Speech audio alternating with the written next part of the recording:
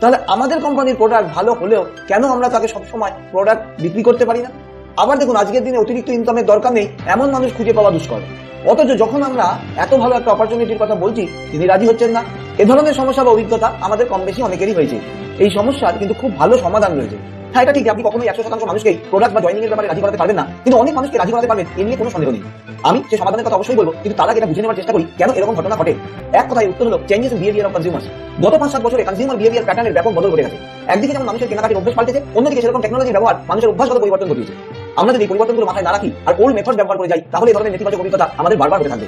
ভিডিওটা পুরোটা দেখুন, আপনাদের কাছে বিষয়টা একদম পরিষ্কার হয়ে যাবে। এবার আমি কি পরিবর্তন বা চেঞ্জ এসেছে এবং কোথায় কোথায় আমি পিছিয়ে পড়ছি আর তার সমাধান কি এক এক করে বলবো। মাত্র 4-5টা জায়গা একটু শুধরে নিতে পারলে আমাদের সাফল্যের হার অনেক বেড়ে যাবে। The first reason is human attention span. মানুষের অ্যাটেনশন স্প্যান বা মনোযোগ দিয়ে কিছু শোনার ধৈর্য আগের থেকে অনেক কমে গেছে। ইন্টারনেটের যুগে বলা হয় একজন মানুষের অ্যাটেনশন স্প্যান কমে মাত্র 7 সেকেন্ডে দাঁড়িয়েছে, অথচ মাত্র 5 বছর আগে এই স্প্যান প্রায় 30 সেকেন্ডের ছিল। তারও 5 বছর আগে এই স্প্যান ছিল 7 থেকে 8 মিনিটের।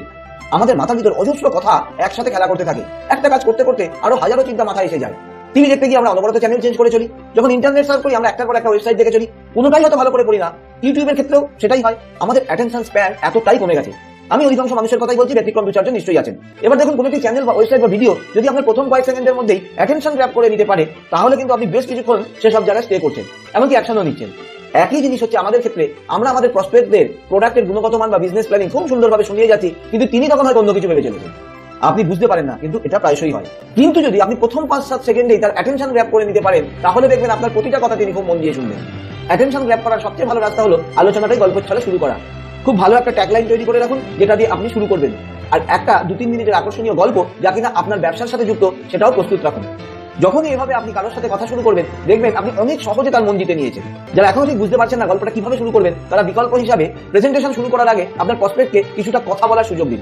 তাতেও সেই মানুষটার আপনার কথা শোনার প্রতি একটু আগ্রহ তৈরি হবেই এবং আপনার কথা মন দিয়ে শুনবেন। এবার থেকে কাউকে প্রোডাক্ট শেয়ার করতে যাওয়ার আগে বা প্ল্যান শেয়ার করতে যাওয়ার আগে এই কথাটা আপনার মাথায় বসিয়ে ফেলুন। Too good to be true syndrome. এই বিষয়টি হলো, আমাদের কথা শোনার পর আমাদের প্রসপেক্টদের অনেক সময় মনে হয় আমরা যা বলছি সেগুলো too good to be true.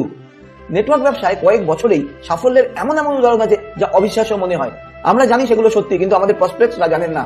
আমরা অতি উৎসাহের বসে তাদেরকে প্রথম দিনেই সেই সাকসেস স্টোরি শোনাতে শুরু করি। এর ফলে যেটা হয়, তার মাথার ভিতরে এটা কাজ করে, এ যা বলছে তা একটু বিশ্বাস করার জন্য কঠিন লাগছে বা অতিরঞ্জিত মনে হচ্ছে। আপনাকে যদি সাফল্যের উদাহরণ দিতেই হয়, তাহলে সেই উদাহরণগুলো দিন যেগুলো তার কোনোভাবেই অতিরঞ্জিত মনে হবে না বা এই too good to be true জাতীয় ধারণা তার মধ্যে কোনোভাবেই আসতে দেবে না। এরকমই আরেকটি সাইকোলজিক্যাল ব্লক মানুষের মধ্যে কাজ করে, সেটা হলো হোয়াট ইজ দ্য ক্যাচ। আমরা যখন মূল প্রসঙ্গে না গিয়ে শুধুমাত্র তার উপকার, তার লাভ ইত্যাদির কথাই বলতে থাকি, সে মনে মনে ভাবতে থাকে আমি এত কেন তার উপকার করতে চলে এলাম হঠাৎ। আর এই মনে হওয়া থেকে তার অ্যাটেনশন বা মনোযোগ বিঘ্নিত হয়। পরিষ্কার কথা খুব পরিষ্কার করে বলা ভালো। তাকে বলুন আপনিও এই ব্যবসা করছেন এবং এই ব্যবসা বাড়ানোর জন্য আপনার একটা টিম প্রয়োজন, আপনি একা পারবেন না।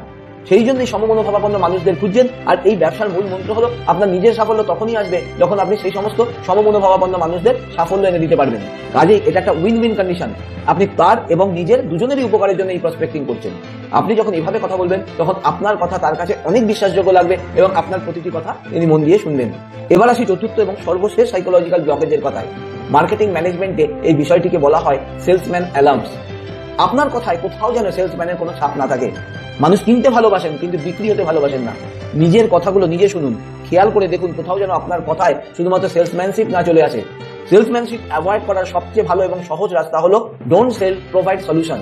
এই কথাটা বারবার বলে নিজের মাথায় বসিয়ে ফেলুন। যেদিন থেকে আপনি মানুষের প্রবলেমের সলিউশন প্রোভাইড করা রপ্ত করে নেবেন, সেদিন থেকে আপনার কাছে প্রোডাক্ট সেল কিংবা জয়েন করানো দুটোই অনেক সহজ হয়ে যাবে। সঠিকভাবে এই 4টি ট্রিককে ফলো করলে আপনার জয়নিং এর হার বা কনভার্সন রেশিও অনেক বেড়ে যাবে।